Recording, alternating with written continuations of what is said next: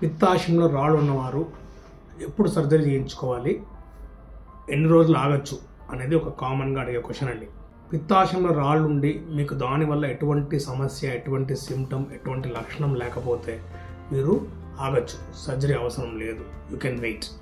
పిత్తాశయంలో ఉన్న రాళ్ళు వలన మీకు ఎటువంటి సిమ్టమ్ ఉన్నా, కడుపు నొప్పి వస్తున్నా, గాల్ బ్లాడర్లో ఇన్ఫెక్షన్ వచ్చినా, గాల్ బ్లాడర్లో స్టోన్ కిందికి జారి బైల్ డక్ట్ బ్లాక్ అయ్యి జాండీస్ వచ్చినా, ప్యాంక్రెయాటిస్ వచ్చినా, దానివల్ల ఎటువంటి చిన్న సమస్య వచ్చినా కూడా మీరు ఆపరేషన్ చేయించుకోవాల్సిందే. మీరు ఆగితే, దాని వాయిదా వేస్తే ఎటువంటి బెనిఫిట్, ఎటువంటి లాభం మీకు లేదండి, నష్టమే ఆర్ కాంప్లికేషనే అవుతుంది. చాలామంది సర్జరీని చెప్పగానే ఇప్పుడు నాకు పెయిన్ రావట్లేదు, మొన్న లాస్ట్ 2 months బ్యాకే వచ్చింది, లాస్ట్ 1 year బ్యాకే వచ్చింది అని చెప్తూ ఉంటారు. మేము హోమియోపతి వాడతాము, రాళ్ళు కరిగించడానికి వేరే ఆయుర్వేదిక్ ట్రీట్మెంట్ అని చెప్తూ ఉంటారు.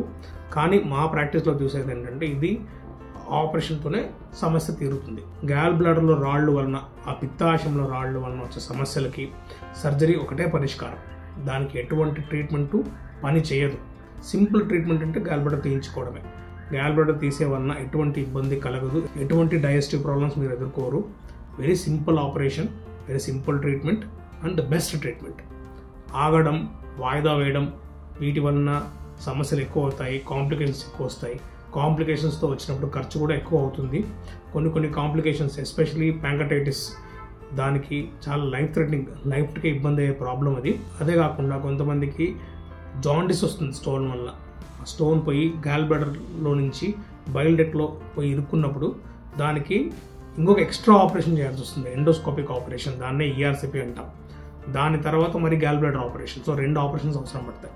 సో స్లైటెస్ట్ సిమ్టమ్స్ ఉన్నప్పుడే, చాలా సమస్య తక్కువ ఉన్నప్పుడే అర్లీగా ఆపరేషన్ చేసుకుంటే మంచిది. కొంతమందికి అసలు లక్షణాలే ఉండవు, వాళ్ళకి ఎటువంటి సిమ్టమ్ ఉండదు.